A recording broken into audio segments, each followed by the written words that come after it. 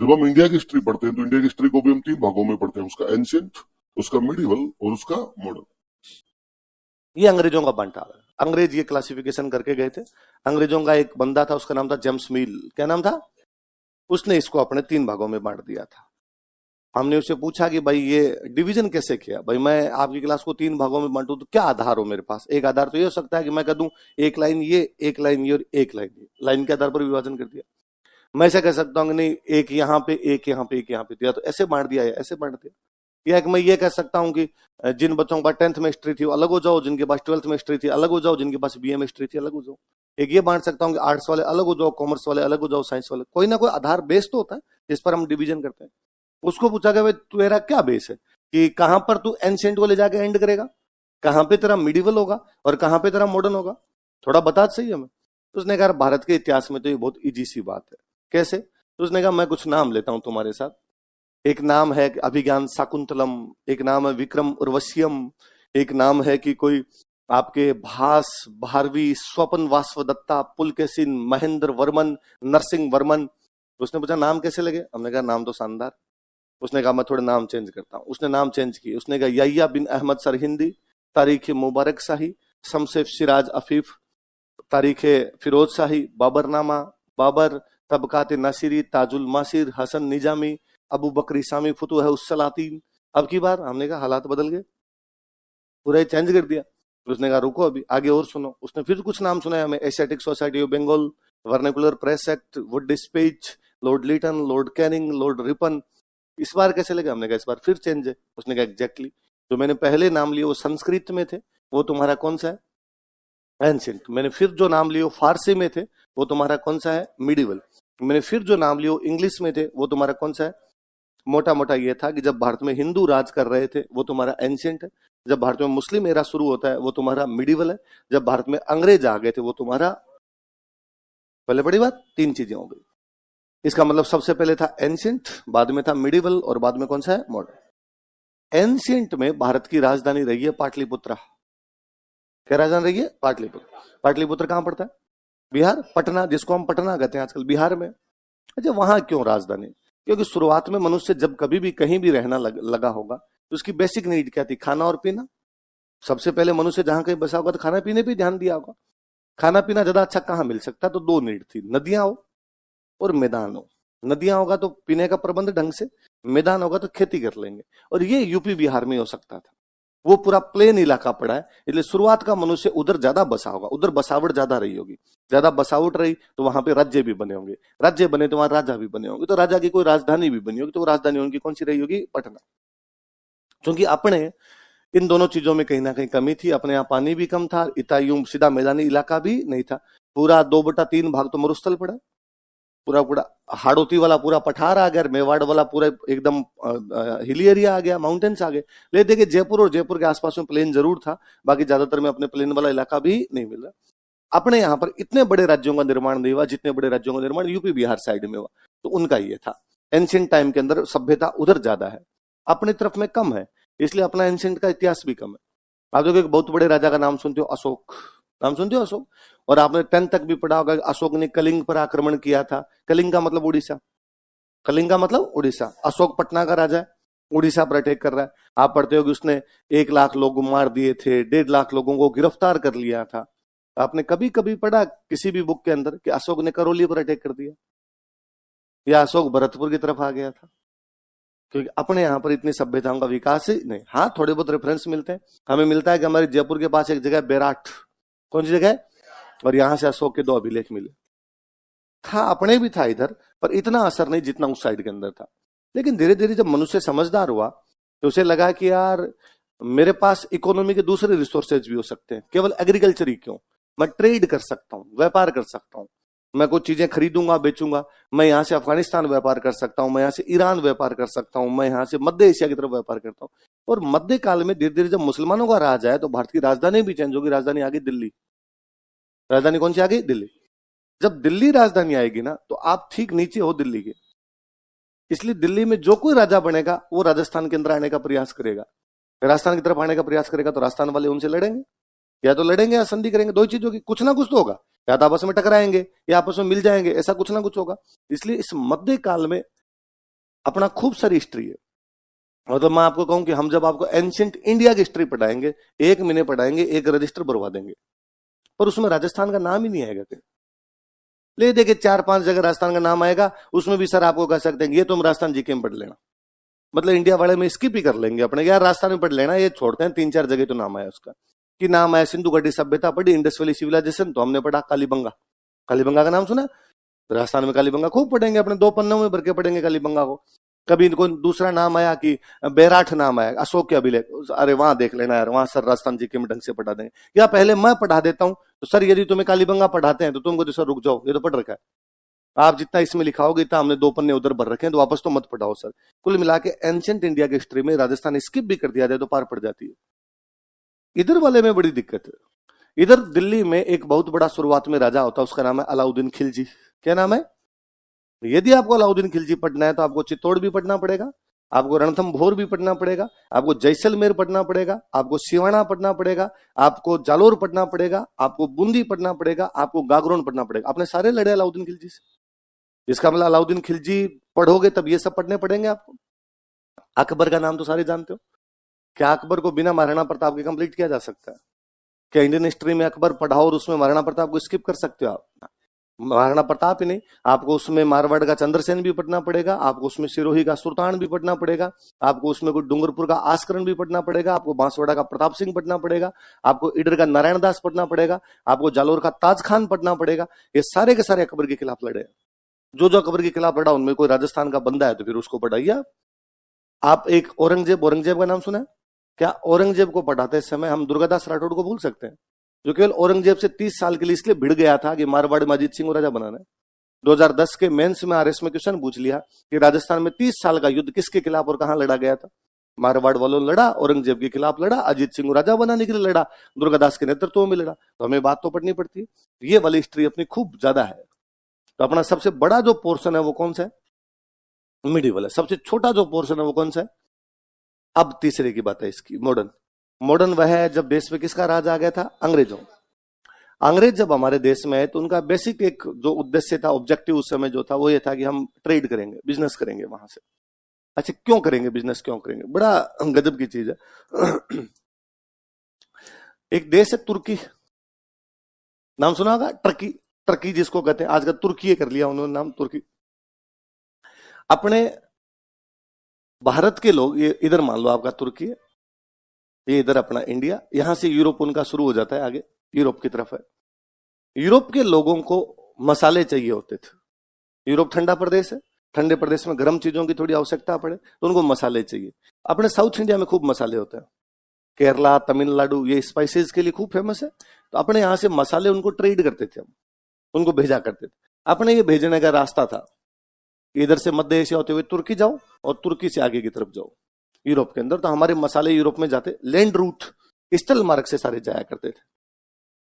अपने भारत में विश्वास ही था, ऐसा क्यों बना लिया उन्होंने, समय के साथ उनके कुछ समझ में आया होगा। उनका यह मानना था कि पानी के अंदर कोई आदमी ज्यादा रहता है तो उसका धर्म भ्रष्ट हो जाता है, इसलिए पानी के रास्ते से अपने जाते नहीं थे।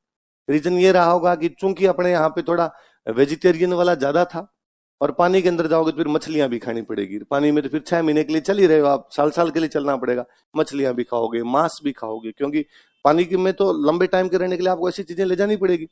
और लोगों को लगता था यार कोई ये मांस मछली खाए तो उनका धर्म क्या हो जाएगा, भ्रष्ट, इसलिए जाते नहीं थे। लैंड रूट से, इधर से लैंड रूट से जाएंगे, हमारा साथ में जो कुछ हो जगह ले जाएंगे, रास्ते में बना लेंगे, रास्ते में खा लेंगे, इसलिए पानी वाले में जाते नहीं, ये रूट जाते।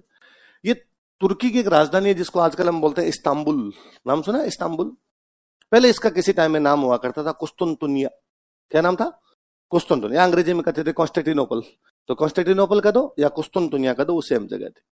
इस जगह पे तुर्कों ने कब्जा कर लिया। पहले यहाँ तुर्कों का कब्जा नहीं था, पहले यहाँ ईसाई थे। पहले ईसाइयों का पूरा एक साम्राज्य था, रोमन एम्पायर। क्या नाम था? इटली की जो राजधानी रोम, वो रोमन एम्पायर था पूरा। रोमन एम्पायर की राजधानी हुआ करती रोम। लेकिन बाद में रोमन एम्पायर के 2 टुकड़े हो गए थे, एक उसका ईस्टर्न रोमन एम्पायर और एक उसका वेस्टर्न रोमन एम्पायर। तो वेस्टर्न रोमन एम्पायर की राजधानी तो रोम ही थी, ईस्टर्न रोमन एम्पायर की जो राजधानी थी वो कौन सी हो गई थी? कॉन्स्टेंटिनोपल हो गई थी या कुस्तुनतुनिया हो गई थी। है दोनों तरफ ईसाई, इधर भी ईसाई है, इधर भी ईसाई है। लेकिन यहाँ जो आपके कॉन्स्टेंटिनोपल है, इस पे आपके मुसलमानों ने कब्जा किया, तुर्कों ने कब्जा किया। तुर्कों ने कब्जा किया तो अब उन्होंने ये जो रूट था ना, ये बंद कर दिया। और उन तुर्कों ने कहा अब यदि इधर से कोई इधर आ गया, इधर से इधर आ गया, टांगे तोड़ेंगे तुम्हारी, इस रास्ते से नहीं जाओगी। इसलिए यूरोप में हमारे मसाले जाने बंद हो गए। यूरोप त्राहिमाम त्राहिमाम है, बिना भारत के मसालों के पार कैसी पड़े। यूरोप में उस समय दो बड़े देश जो दादागिरी करते हैं यूरोप के अंदर, वो दो देश हैं। एक देश का नाम है स्पेन, एक देश का नाम है पुर्तगाल। कौन कौन से नाम सुने होंगे? स्पेन और पोर्चुगल, ये दो बड़े शक्तिशाली देश है। यहाँ स्पेन में एक रानी है, उस रानी का नाम है इसाबेला। क्या नाम है रानी का? पुर्तगाल में एक राजा है, उस राजा का नाम है हेनरी। क्या नाम है? हेनरी। इन दोनों ने डिक्लेयर किया, इन दोनों ने घोषणा की कि जो कोई भारत से मसाले लाएगा उनको इनाम देंगे। आओ हमारे पास और भारत से क्या लेके आओ? मसाले। कहां घोषणा की जा रही है? स्पेन और पोर्चुगल में। क्या भारत की कंडीशन रही होगी कि मसालों के लिए मर रहे हैं? पर कौन आए, कैसे आए? इन्हीं दिनों में कोई एक लड़का है, एक दिन घर में आमलेट खाने के लिए बैठा, तो उसने अपनी माँ को कहा कि मम्मी इतना फीका आमलेट क्यों लेके आई, भाई नहीं रहा है मेरे को। तो उसकी माँ ने रसोई से ताना मारा वापस, इतने स्पाइसी आमलेट खाने हैं ना तो भारत ढूंढ ले, जब मसाले आ ही नहीं रहे तो आमलेट में मसाले डालूं कहां से। उस बच्चे ने ईगो पे लिया उस बात को, वो इस रानी के पास गया इसाबेला, और इस इसाबेला को जाके उसने कहा कि मैं भारत ढूंढ दूंगा तेरे को। तो इसाबेला ने कहा ये पड़ा जहाज, पानी वाले रास्ते से जा, क्योंकि इस रास्ते से तुर्क जाने नहीं देते, पानी वाले रास्ते से जा और ढूंढ के आ जा। तो उसने कहा ठीक है। वो बेचारा अपनी जहाज लेके निकला निकला निकला, पानी पानी में चलता जा रहा है चलता जा रहा है। अचानक एक जगह उसको लोग दिखाई दिए खूब सारे। उसने कहा यस इंडिया आ गया, इंडिया आ गया, इंडिया आ गया। उन लोगों ने कहा तुम गलत आ गया, तेरे को जाना चाहिए था उधर, तू आ गया इधर। तेरे को जाना चाहिए था ईस्ट में, तू आ गया वेस्ट में। उसने कहा जो है ठीक है, तुम वेस्ट इंडिया हो। तुम क्या हो? उसने वेस्ट इंडीज की खोज कर दी। किसकी खोज कर दी? वो था कोलंबस। कौन था? जिसके लिए आप कहते उसने अमेरिका की खोज की थी। वो वास्तव में उधर वेस्ट इंडीज चला गया था, इसलिए उसका नाम आज भी वेस्ट इंडीज है। जो इंडिया ढूंढने निकला था, आना था उसको ईस्ट में, चला कहां पे गया? तो उसने कहा वेस्ट इंडिया, तुम वेस्ट इंडिया हो। तो वो तो बेचारा उधर ही रमरुम आ गया अपना। इधर पुर्तगाल वाले जो है वो कर रहे हैं। इधर आपका पड़ता है अफ्रीका, अफ्रीका पड़ता है यहाँ पे। इसमें अफ्रीका में नीचे वाला जो ये इलाका है, इसमें तूफान बहुत ज्यादा आते थे, स्ट्रॉम्स, बहुत ज्यादा तूफान आते। इसलिए जो भी कोई सैलर इधर आते, नाविक जो आते, वो इधर नीचे की तरफ नहीं आया करते थे, नीचे की तरफ नहीं आते। एक बार कोई पुर्तगाल का एक नाविक है जिसका नाम था बार्थोलोम्यू डियाज। क्या नाम था? Bartholomew Diaz. हम हिंदी वाले बार्थोलोम्यू कर देते हैं, बाकी वो बार्थोलोम्यू है। क्या नाम बंदे का बताओ देखे? Bartholomew Diaz. ये नीचे चला गया, ये इधर नीचे की तरफ आ गया।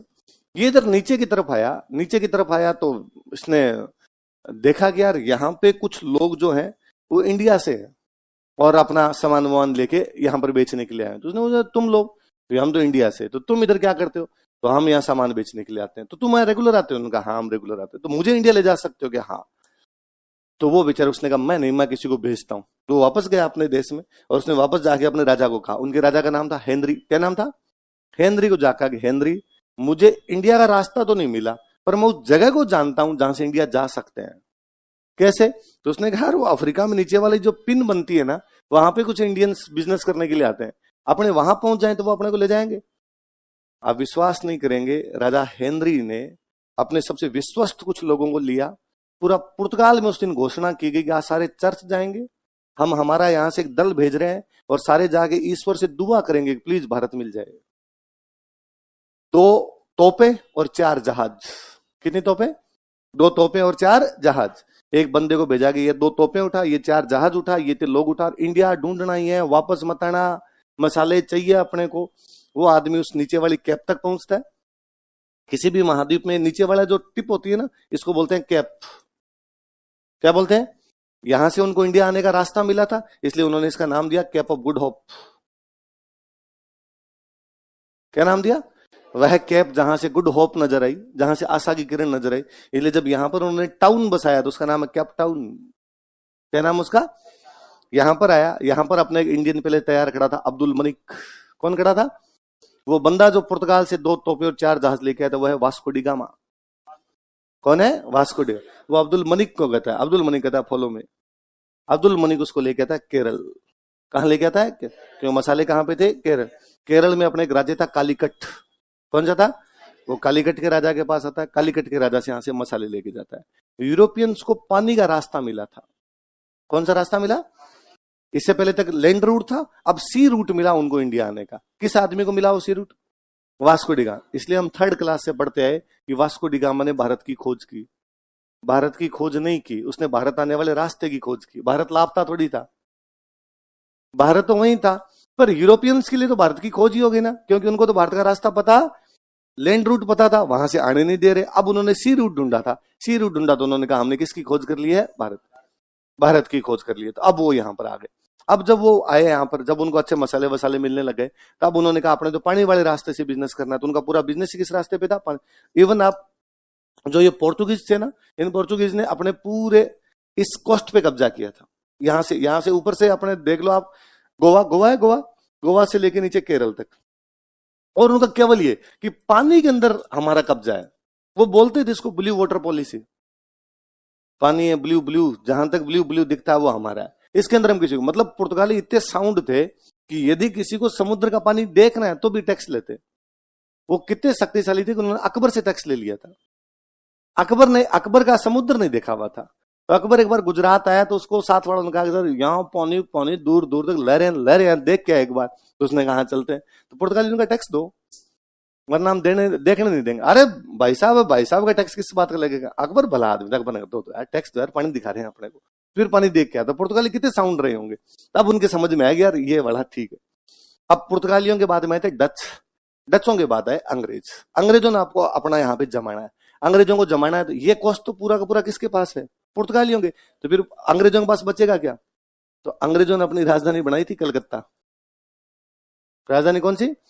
उधर उनका बिजनेस ज्यादा हो रहा था, उधर वो कलकत्ता की तरफ जाते हैं। तो उनका भी कब्जा किस पे है भाई? उनको कब पानी पे कब्जा करना है। फिर धीरे धीरे वो बाकी जगह भी बनाते गए। शुरुआत के अंदर वो आए थे इधर थोड़े से ज्यादा, सूरत के अंदर आते हैं, सूरत में पार नहीं पड़ती, इधर मसूलीपट्टनम में बनाते हैं, कई जगह बनाते हैं।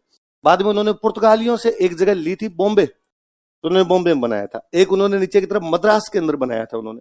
पर ये सारे सेंटर वो है जो पानी के पास है, क्योंकि उनको बिजनेस ही कौन सा करना है? पानी का।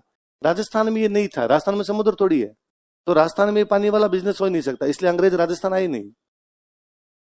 इसलिए पूरे भारत के अंदर अंग्रेज थे अपने को छोड़ के। इसलिए राष्ट्रगान में बाकी सबके नाम आपका नहीं है।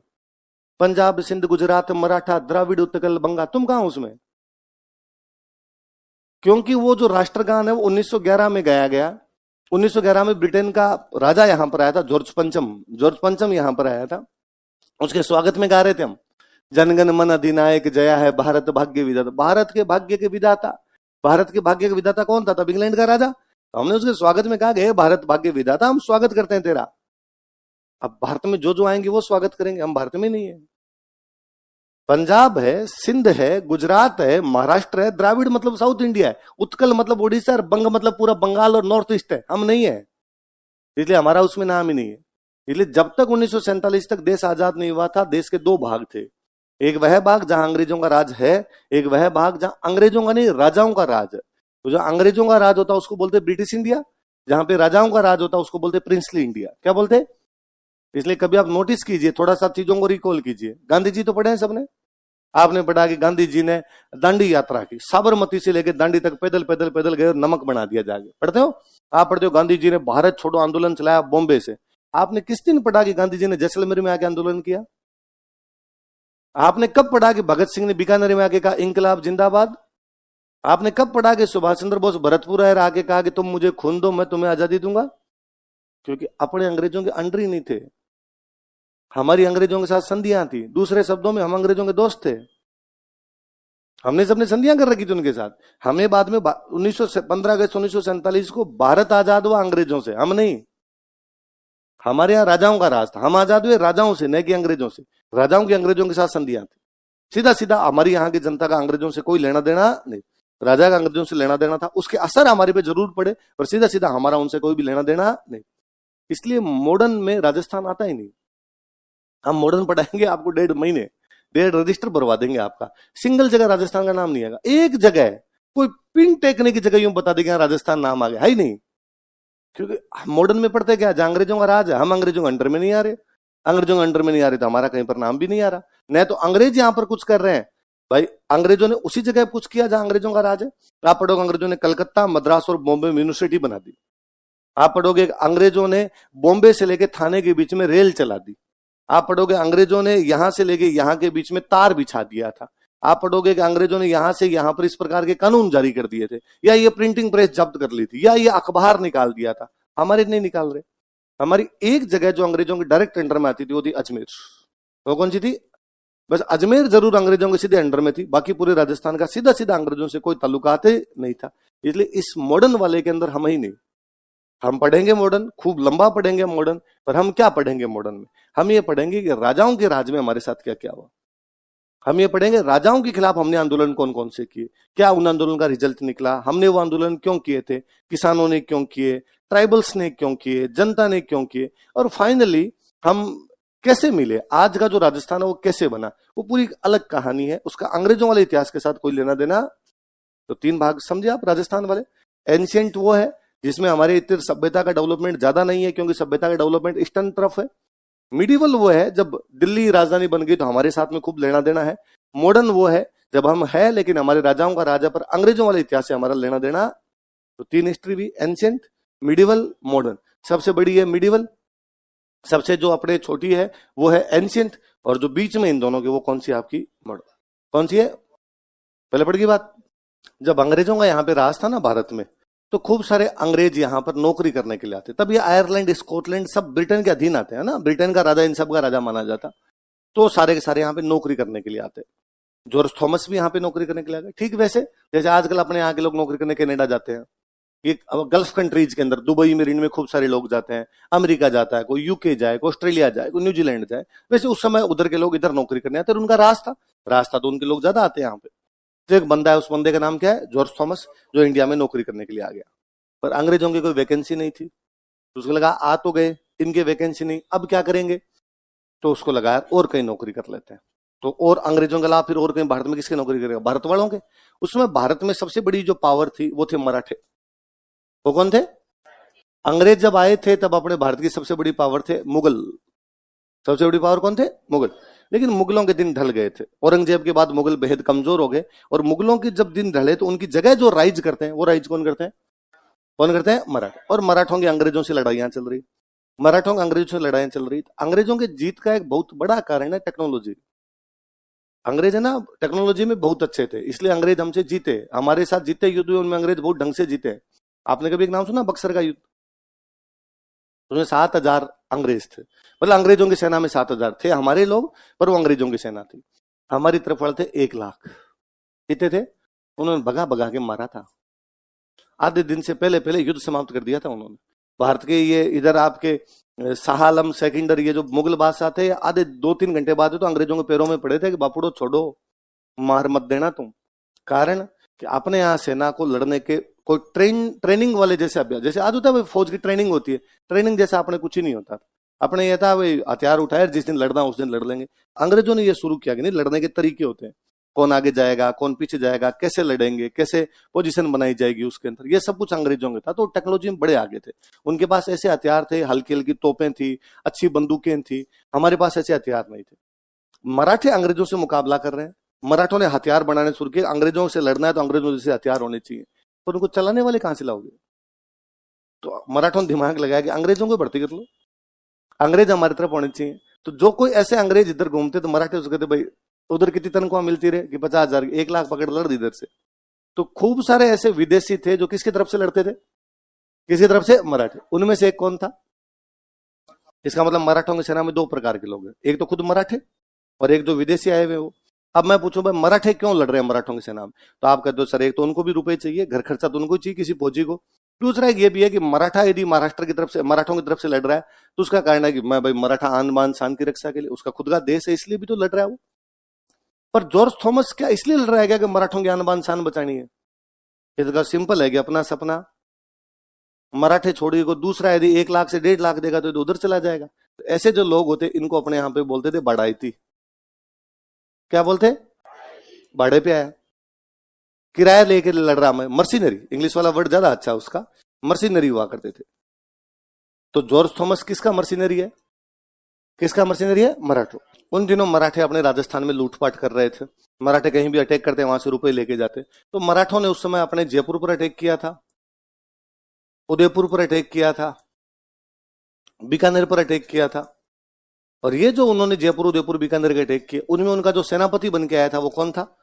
तो इसने मराठों की तरफ से अपने कहां कहां अटैक किए? जयपुर, उदयपुर, बीकानेर। तो ये डेली अपनी डायरी लिखता था। तो उस डायरी के अंदर ये मेंशन करता है कि मैं इन दिनों राजपुताना में हूं। इन दिनों कहां हूं? तो हम पहली बार ये राजपुताना वर्ड इसी की डायरी में पढ़ते हैं। इसने लिखा मैं राजपुताना के बीकानेर में हूं, मैं राजपुताना के जयपुर में हूं, मैं राजपुताना के उदयपुर में। तो अपने को लगता है कि यार अपने को किस नाम से पुकारते थे? राजपुताना। तो ये राजपुताना शब्द जो है राजस्थान के लिए, ये पहली बार कोई यूज कर रहा था तो कौन कर रहा था? George Thomas. कहां का रहने वाला था?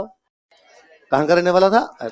ये जब मर गया, अब बड़ा गजब आदमी था। ऐसे जुझारू लोगों के बारे में पढ़ना, कभी आप गूगल करना, आज जाके जॉर्ज थॉमस के बारे में गूगल करना।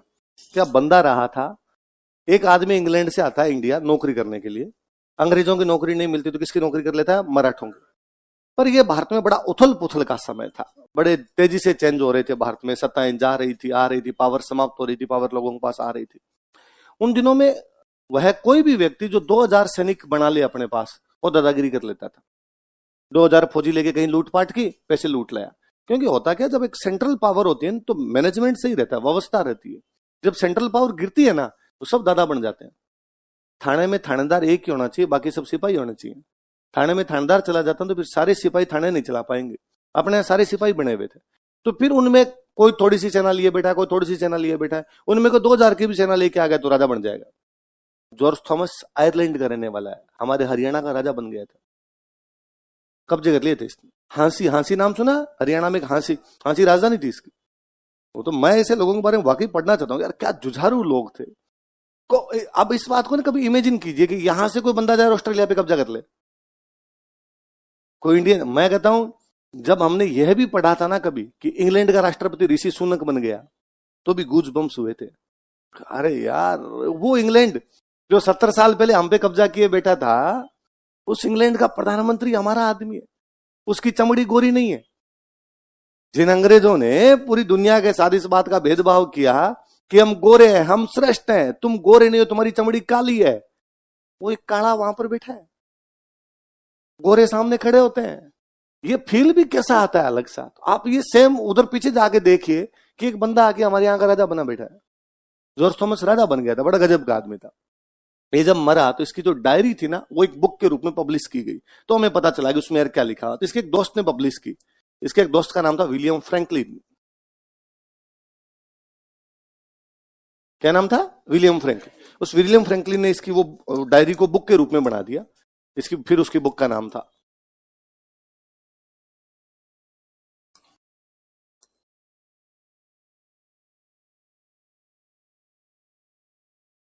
क्या नाम है? पढ़ो देखे, military memoirs of George Thomas. क्या नाम बताओ? Military memoirs of George Thomas. Military, वो सैनिक के रूप में आया था तो मिलिट्री के रूप में काम किया। भाई युद्ध कर रहा था मिलिट्री। मेमोर्स, मेमोरी, उसकी यादें, उसकी मिलिट्री के रूप में जो भी यादें थी, किसकी? यही तो उसने अटैक की तो क्या, तभी तो लिख रहा मैं यहां गया, मैं वहां गया। तो विलियम फ्रैंकलिन उसकी जो बुक लिखी, उस बुक का नाम क्या है? Military memoirs of George Thomas. बचपन में आपने एक कहानी सुनी होगी कि एक बार एक राजा है, वो लगातार कई युद्धों में हार गया। वो सोच रहा है कि यार अब तो मेरा सब कुछ ही समाप्त हो गया, पार नहीं पड़ेगी। एक गुफा के अंदर लेटा हुआ है और पड़ा पड़ा सोच रहा है कि यार मर जाए तो ठीक है, इससे अच्छा। तभी वो गुफा की छत पे देखता है एक मकड़ी ऊपर चढ़ती है, गिर जाती है, फिर चढ़ती है, फिर गिर जाती है, फिर चढ़ती है, फिर गिर जाती है। राजा को मजा आया उसमें। राजा देखो मकड़ी 14 बार गिरी, 15वीं बार चढ़ गई। लगा यार ये 14 बार के बाद भी हार नहीं मानी, लगातार कोशिश की, तो मैं क्यों हार मान गया? राजा वापस लड़ना चाहता है। उस राजा का नाम था रॉबर्ट ब्रूस फुट। क्या नाम था? रॉबर्ट ब्रूस फुट नाम का राजा था वो। उस राजा को एक बार दुश्मनों ने पकड़ लिया तो उसका एक सेनापति उसको बचा के लाता। उस सेनापति का नाम था जॉन। क्या नाम था? जॉन। रॉबर्ट बड़ा खुश हुआ। उसने जॉन को कहा, जॉन मैं तुम्हें एक उपाधि देता हूं। उसने जॉन को एक उपाधि दी, नाइट बेरोनोट। कौन सी उपाधि दी? नाइट। अंग्रेजों की उपाधि होती है नाइट बेरोनोट। नाइट मतलब वहां योद्धा, लड़ने वाले वॉरियर्स जो होते हैं उनको नाइट बोलते हैं, नाइट बेरोनोट। जैसे अपने परमवीर चक्र, महावीर चक्र मिलते हैं तो वहां नाइट बेरोनोट। जिनको नाइट बेरोनोट की उपाधि मिलती उनको गले में डालने के लिए लॉकेट मिलता था। उस लॉकेट पे लोमड़ी बनी होती थी। क्या बनी होती? लोमड़ी। लोमड़ी समझते हो? लोमड़ी क्या बनी होती? फॉक्स, फॉक्स जिसको आप कहते हो, लोमड़ी बनी होती। लोमड़ी को स्कॉटलैंड की भाषा में, स्कॉटलैंड की भाषा स्कॉटिश, लोमड़ी को स्कॉटिश भाषा में बोलते हैं टोड। क्या बोलते हैं? टोड। इसलिए जॉन ने अपने नाम के साथ सरनेम लगा दिया जॉन टोड। क्या लगा दिया? उसी के परिवार में जेम्स पैदा हुआ, इसलिए नाम क्या है? स्कॉटलैंड का रहने वाला है। अंग्रेजों की आर्मी में शामिल हो गया, आर्मी में शामिल हो गया तो क्या बन गया? आर्मी के अंदर कर्नल। क्या बन गया? कर्नल। अंग्रेजों ने इधर भेज दिया कि तू जा। अंग्रेजों की उन दिनों मराठों से लड़ाइयां चल रही। किसे लड़ाई चल रही है? मराठों से बातचीत चल रही है, लड़ाइयां चल रही है। अपने मध्य प्रदेश में एक जगह पड़ती है ग्वालियर। कौन सी जगह है? ग्वालियर। ग्वालियर का उन दिनों जो एक राजा था, उस राजा का नाम था दौलत राव सिंधिया। क्या नाम था? वसुंधरा राजे सिंधिया जी का नाम सुना है? उनके कोई परदादाजी सरदादाजी रहे थे, जिनका नाम क्या था? दौलत राव सिंधिया। अंग्रेजों ने इसको दौलत राव सिंधिया के दरबार में भेजा कि तू अपनी तरफ से वहां बातचीत करके आ। तो कुछ दिनों तक ये मराठों के दरबार में रहा। अब देखो, आप तिकोना देखना, अंग्रेजों की मराठों से नहीं बनती, अंग्रेजों की हमारी मराठों से नहीं बनती, या यूं कह दो, अंग्रेजों की मराठों से नहीं बनती, मराठों के अपने से नहीं बनती। अंग्रेजों के दुश्मन मराठे, मराठों के दुश्मन राजस्थान। दुश्मन का दुश्मन दोस्त होता है, इसलिए हम और अंग्रेज दोस्त हुए। कौन कौन दोस्त हुए? अंग्रेजों के मराठों से बनती नहीं।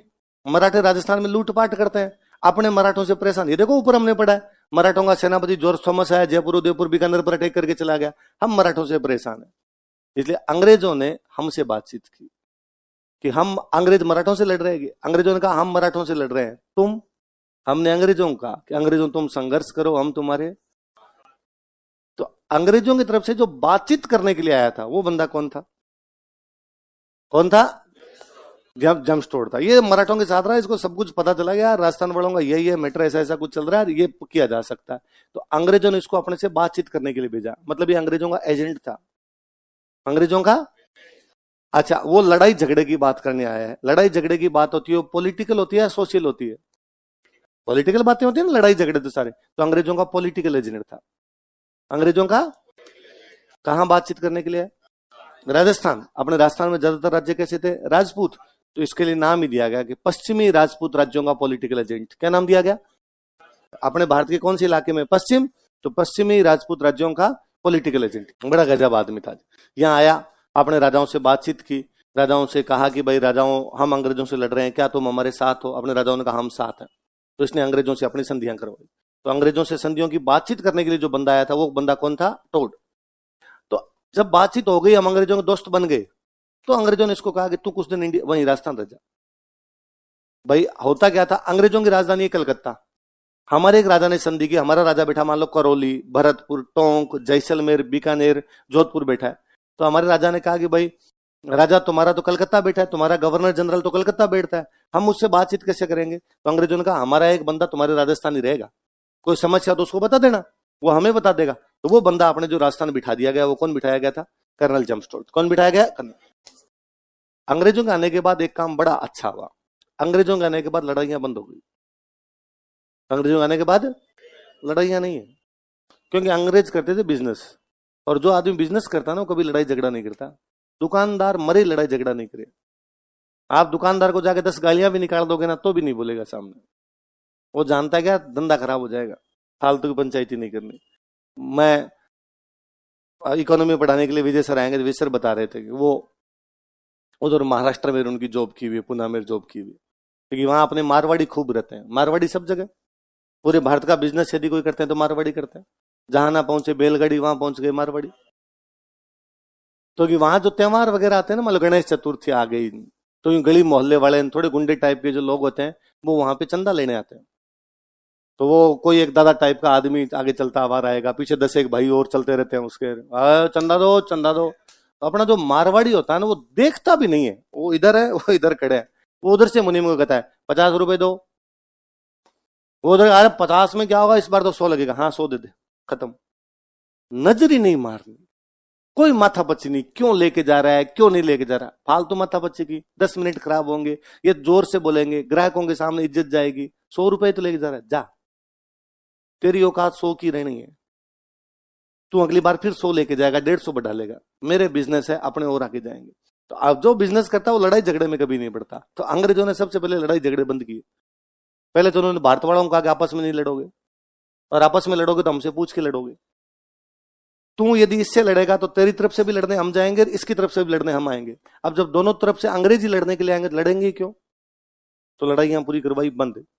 एक तो अपने वाले आपस में लड़ते, फिर अपने पे अटैक होते नॉर्थ वेस्ट से, अफगानिस्तान से कोई अटैक करने के लिए आ गया, ईरान से कोई अटैक करने के लिए आ गया, दिल्ली कभी कोई नादिर सा आ गया, कभी अहमद शाह अब्दाली आ गया, कभी कोई तैमूर आ गया। अंग्रेजों ने उधर अपनी सेना लगाई, और सेना लगा के उधर जो अब्दाली नादिर सा आ रहे थे उनको कहा भारत की तरफ देख लिया, टांगे तोड़ देंगे तुम्हारी। सिंगल आदमी को अटैक नहीं करने दिया है, पूरा का पूरा शांति लेके आए एकदम इस मामले के अंदर। तो लड़ाइयां तो अंग्रेजों ने करवा दी बंद। तो अब पॉलिटिकल एजेंट बेटा बेटा क्या करे? तो फिर ये अपने मंदिर घूमता, अपने किले घूमता, अपनी बिल्डिंग्स देखता, अपनी किताबें पढ़ता, अपनी पेंटिंग्स पढ़ता। इसको अब कोई एक मंदिर देखने गया तो इसने जाकर देखा वो मंदिर साइड से टूटा हुआ है। तो उसने पूछा कि यार ये टूटा कैसे? तो किसी ने बताया साहब पहले तो पूरा ही था मंदिर, लेकिन बाद में एक अटैक हुआ तुर्कों का और तुर्क तोड़ गए। तो आधा ही कैसे टूटा? साहब लड़ लिए थे हम।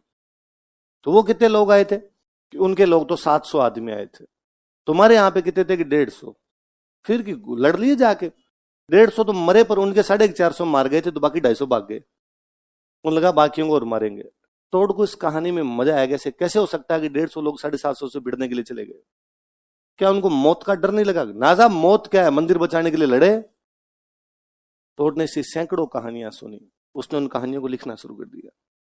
उसके लिए बड़ा रोमांच था इस बात का, इस धरती के लोग ऐसे कैसे हो गए थे जो इस बात के लिए लड़ गए कि गाय के लकड़ी कैसे मार दी, इस बात के लिए लड़ गए कि हमारे इस मूर्ति को क्यों तोड़ दिया गया, इस बात के लिए लड़ गए कि हमारे खेत में कदम ही किसी ने क्यों रख दिया था, इस बात के लिए लड़ गए कि खेत का तो मतीरा भी नहीं तोड़ने देंगे। टोड को बड़ा रोमांचित था टोड कि यार कैसे लोग थे जो इन चीजों के लिए, अपने स्वाभिमान की रक्षा के लिए, कोई इस बात के लिए लड़ गया, किसी दूसरे ने उसको गंवार कह दिया था, उन्हें गला काट के फेंक दिया उसका। यार गंवार कैसे कह सकता तू मेरे को? टोड उनको लिखता है, टोड को भाषा नहीं आ रही, दिक्कत दूसरी है।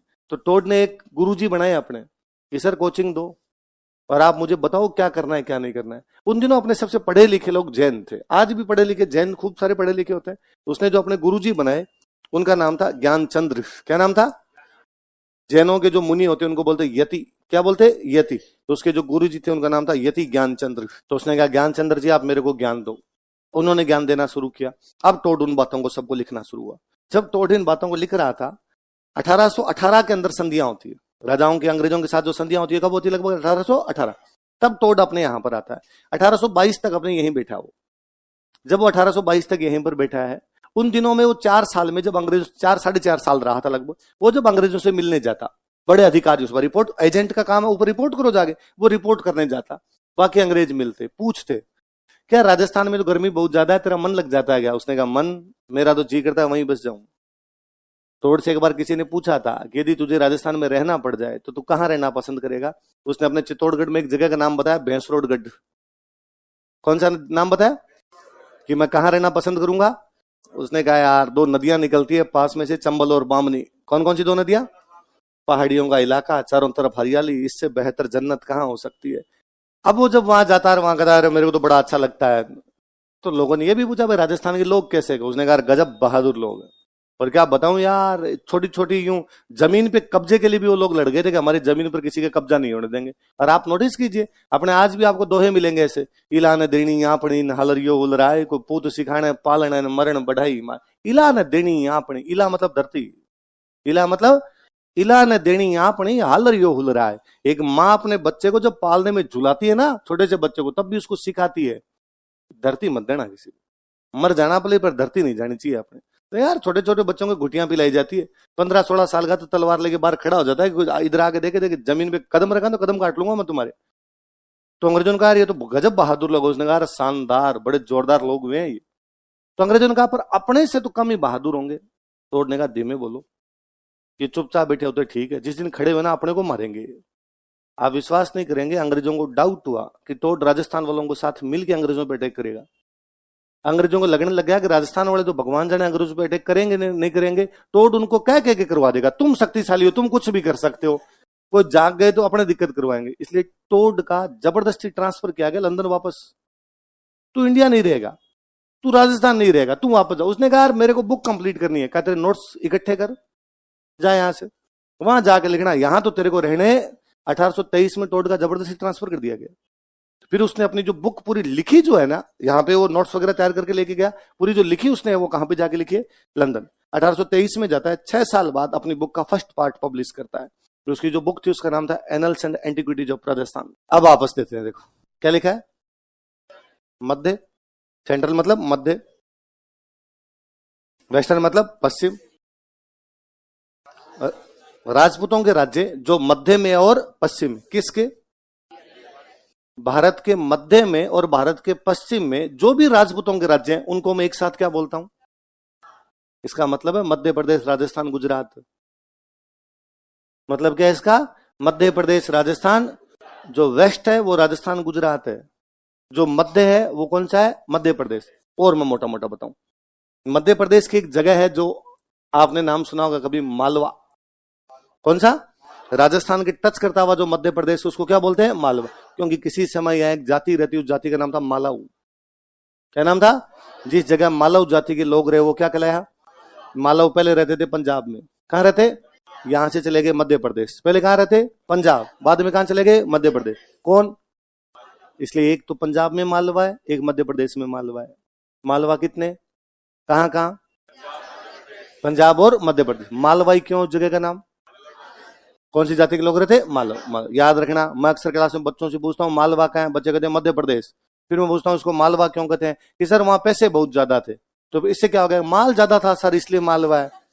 कोई बच्चा और आगे कहता है सर वहां काली मिट्टी है, तो सर लावे से निकली थी इसलिए लावा हो गया, मालवा हो गया वहां पे। नहीं, मालव जाति के लोग रहते हैं इसलिए क्या है, एक मालवा और कहां है। इसलिए पंजाबी गाने ढंग से सुना कीजिए, केवल उन पे नाचा मत कीजिए। पंजाबी गानों में लाइनें आती है, मालवेदा मुंडा थे माजे दी कुड़ी। अपने जैसे यहाँ पे मेवाड़, मारवाड़, ढूंढाड़, वागड़, आमेर, वहां पर है मालवा, माझा, दोआबा, वहां इलाकों के नाम है। जहां दो नदियां मिलती है दोआब, तो वो दोआबा, ये आगे इधर निकल जाए उससे तो मालवा। अपने राजस्थान की टच करता हुआ पंजाब वाला इलाका माझा, तो उनके इलाकों के नाम है माझा, मालवा, दोआबा। जैसे अपने तो महाराष्ट्र का, मध्य प्रदेश का क्या ले लो, मालवा। गुजरात के अंदर एक इलाका उसका नाम है सौराष्ट्र। क्या नाम है, सौराष्ट्र। कौन सा इलाका, जो अपने टच करता हुआ गुजरात है, इसको क्या बोलते हैं, सौराष्ट्र। और अपने आज का राजस्थान, इन तीनों को मिला के वो राजस्थान कहता है। ये तो क्या हुआ जी, जब अपना देश बना तो राजस्थान का पार्ट था मालवा, ये तो दे दिया मध्य प्रदेश को। राजस्थान का पार्ट था सौराष्ट्र, ये मिल गया गुजरात को। जो बाकी बचा उसका नाम हम लेके बैठे हैं। बाकी राजस्थान का मतलब ये पूरा है। इसलिए कभी आप मालवा जाइए, मालवा मैं बताता हूं, कभी आपने जगह का नाम सुना, इंदौर सुना, मंदसौर, नीमच। आप कभी चले जाइए, आप नीमच जाइए, आपको लगेगा आप चित्तौड़गढ़ खड़े हो। भाषा बोली, चित्तौड़गढ़ के आधे टावर ननियाल नीमच है, इतना नजदीक पड़ता है। प्रतापगढ़ वाले तो सामान लेने नीमच जाते हैं, एक छोटी सादड़ी इनके एकदम ही नीमच एकदम पास में चला जाता है वहां पर एकदम।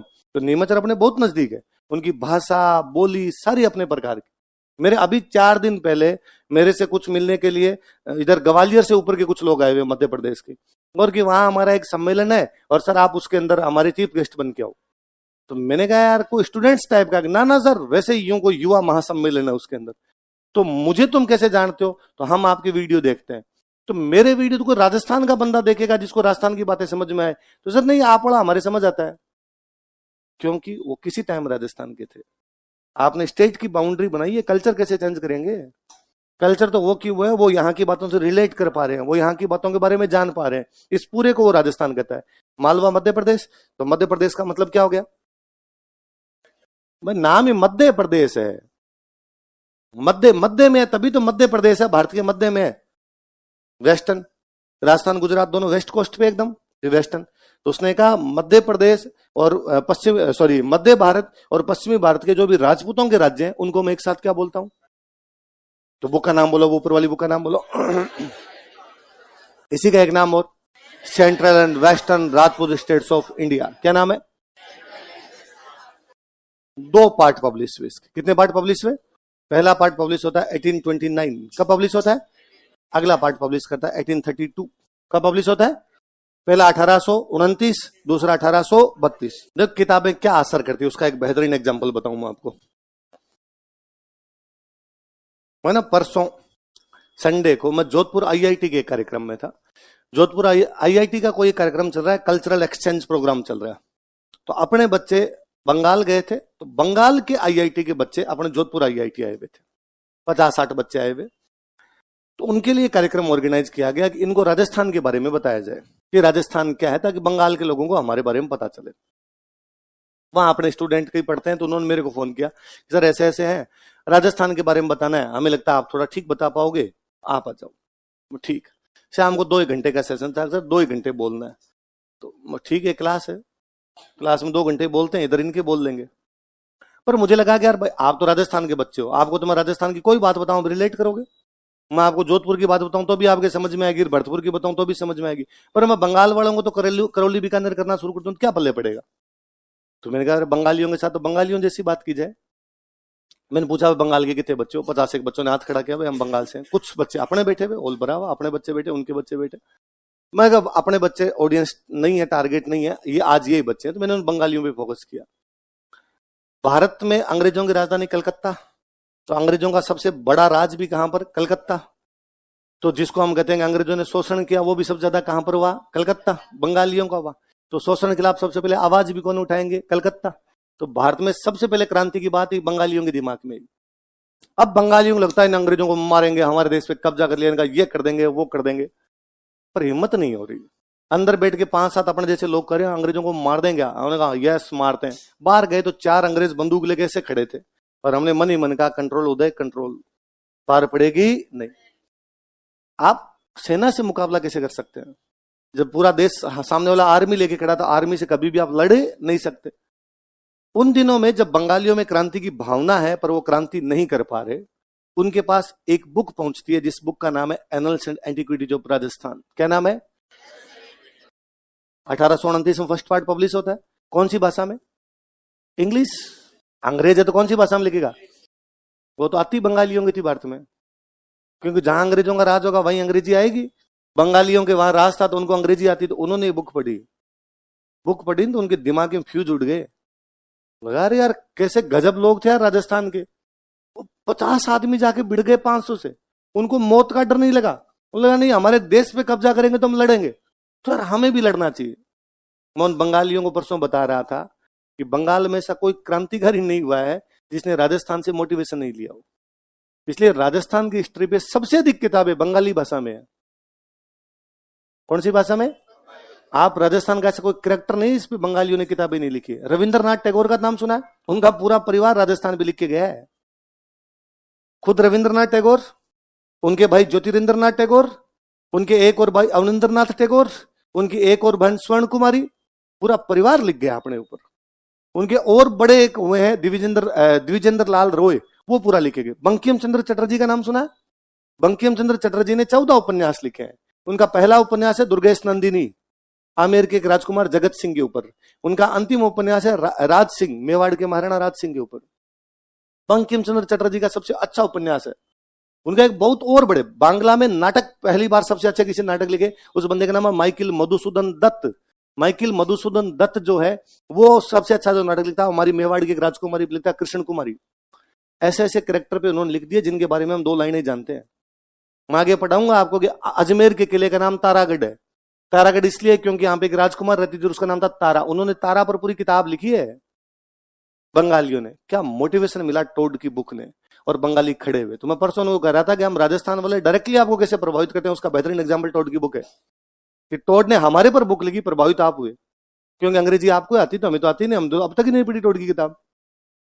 हमें तो नाम पढ़ने में भी एंटिक्विटी समझ में नहीं आ रहा है कि क्या लिख दिया गया है। बंगालियों ने पढ़ी तो बंगालियों ने इसका फायदा उठाया, बंगाली लड़े।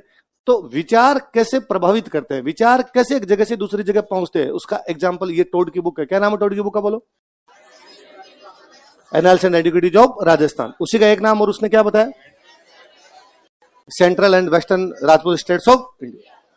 1823 में जब उसको कहा गया कि तेरा यहां से हम ट्रांसफर करेंगे, तू यहां से जा, तेरे को यहां नहीं रहने देंगे, तो उस बंदे ने बड़ा और दिमाग लगाया। वो अपने उदयपुर था उन दिनों। कहां पे था? उदयपुर। वो उदयपुर से रवाना होता है।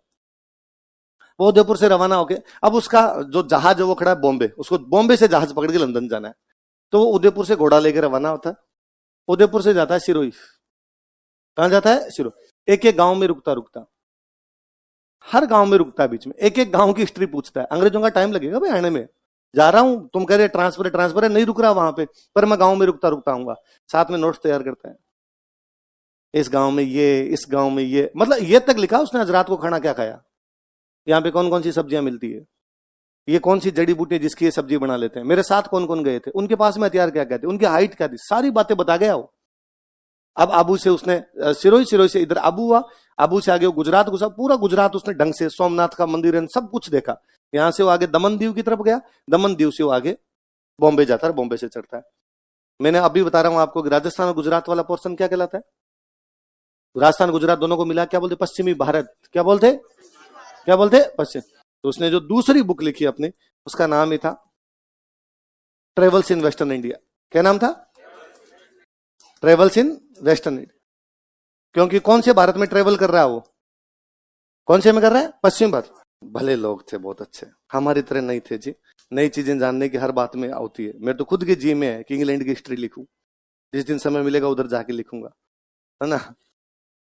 तो मैं हमेशा सोचता हूँ कि यार इंग्लैंड का एक बंदा यहां बैठ के हमारे जैसी बातें कर गया, क्या लिख गया। मैं तो परसों मेरे किसी एक फ्रेंड को कह रहा था कि मार्च के अंदर जेम्स टोड की जयंती आती, इस बार जयपुर में मनाएंगे। क्या गजब आदमी था यार, 200 पहले हमारे बारे में कितना जानना चाहता था। उस व्यक्ति के प्रति हमारी श्रद्धा, उसने सही लिखा गलत लिखा बहुत अलग बात है, हो सकता है उसकी हिस्ट्री में खूब सारी गलतियां हो, क्योंकि वो हमारी यहाँ की भाषा नहीं जानता था, वो हमारी यहाँ की कल्चर नहीं जानता था, उसके बावजूद यार लिख के गया वो। टोड नहीं लिखता तो हमारे राजस्थान की हिस्ट्री बाहर ही नहीं आ पाती। टोड नहीं लिखता तो दुनिया को पता ही नहीं चलता कि राजस्थान के अंदर क्या क्या चीजें हुई। तो टोड का इस मामले में बड़ा योगदान।